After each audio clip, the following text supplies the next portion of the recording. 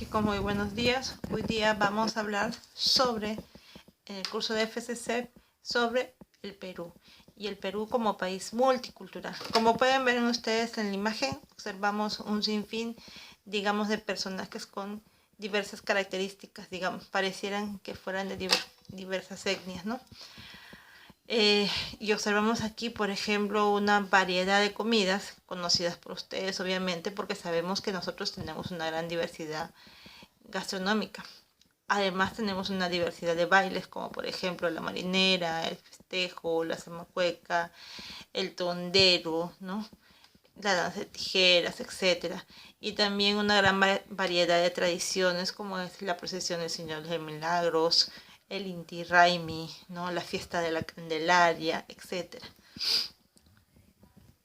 Y a su vez tenemos una gran variedad también o una diversidad de climas, de zonas geográficas, ¿no? Como por ejemplo paisajes hermosos como lo es Arequipa, tenemos Machu Picchu, que es lo más conocido, tenemos la selva, la Amazonía peruana y la costa, ¿no? Entonces todo esto ha hecho que nuestro país sea diverso. Pero ¿qué es la cultura? Cultura, diverso en tradiciones, diverso en lenguas, diversos en comidas, en festejos, etcétera, ¿no? Entonces, ¿qué es la cultura? La palabra cultura va a provenir del latín, ¿no? Colere, que significa cultivar, proteger, honrar, con adoración a algo, ¿no es cierto? Pero la cultura va a ser el conjunto de conocimientos y habilidades que van a compartir un grupo de gente establecido en un lugar geográfico, ¿no? Va a estar lleno de creencias, de costumbres, de prácticas, de rituales, ¿no? Como por ejemplo se ve en esta imagen, ¿no? Tenemos diversidad de personajes, diversidad de personas con diferentes rasgos físicos, con diferentes culturas, con diferentes bailes, costumbres, hábitos, cultos, etcétera, ¿no? ¿Cómo nació la multiculturalidad en el Perú? Bueno, el ser multicultural no es algo que fue de la noche a la mañana. Es más, tenemos las raíces culturales que van a empezar en la época prehispánica, ya por antes de la llegada de los españoles, cuando ya veíamos culturas, por ejemplo, como las de Chavín, como las de Nazca, como las de Cajamarca, las de ¿no? Las culturas pequeñas como Maranga, la cultura Pachacamac, ¿no? La cultura Chincha, que a pesar de ser pequeñas o muy grandes, van a hacer una sumatoria de contribuciones para la gran cultura inca, que fue la síntesis de todas estas culturas, porque ellos van a aportar en las cosas que fueron buenas para que la cultura inca sea una gran nación, ¿no? Pero obviamente se va a consolidar esta multiculturalidad con la llegada de los españoles o la invasión española. Con esta invasión española van a llegar también nuevos grupos étnicos, como los hispanos, que son los mismos españoles, los africanos, los chinos, los japoneses, ¿sí? Y ellos van a aportar, obviamente, una cuota de su carga cultural a nuestra cultura, ya que ya tenía también, ¿no? Antecedentes de otras culturas.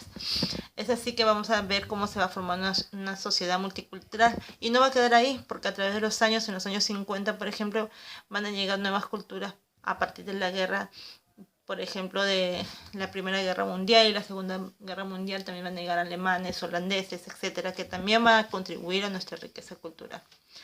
La diversidad cultural va a ser la multiplicidad e interacción de costumbres, religiones, lenguas y modos de vida. Ahora, tenemos no solamente una diversidad cultural, tenemos también una diversidad lingüística en el Perú. Es así que, por ejemplo, el Perú en América representa el país que tiene mayor cantidad de etnias, lenguas y familias lingüísticas de toda América. Es así que en un último reporte del Instituto Nacional de Desarrollo de Pueblos Andinos, Amazónicos y Afroperuanos, INDEPA, van a reportar que el Perú va a contener aproximadamente a 67 lenguas nativas en cada etnia. Imagínate, son 67 lenguas. Nosotros solamente hemos oído hablar del quechua y ya sabemos que el quechua tiene variedades también, no tanto en el norte, en el sur y en el centro.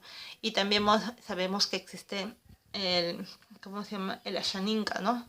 O el Aymara, pero no conocíamos que teníamos tanta variedad de lenguas. Ahí ven en el mapa, por ejemplo, todas las variedades de lenguas y dialectos que existen en nuestro país, quechuas y selváticos, ¿no? vamos a tener también gran variedad de tradiciones y costumbres, ¿no? La tradición va a ser el conjunto de patrones culturales que se va a transmitir de generación en generación, ¿no? Y las costumbres son los hábitos y formas de vivir y de divertirse que forman parte de las tradiciones, ¿no?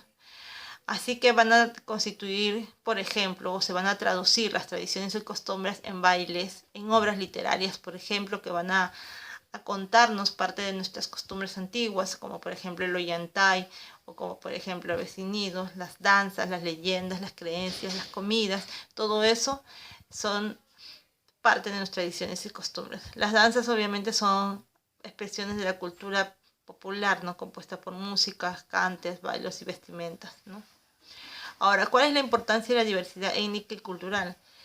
En cuanto a la diversidad cultural, va a favorecer el desarrollo de las características de un país, ¿no? Por ejemplo, va a ser representada por las ¿no? tradiciones, las regiones, la fauna, la flora y los lugares o los paisajes, ¿no?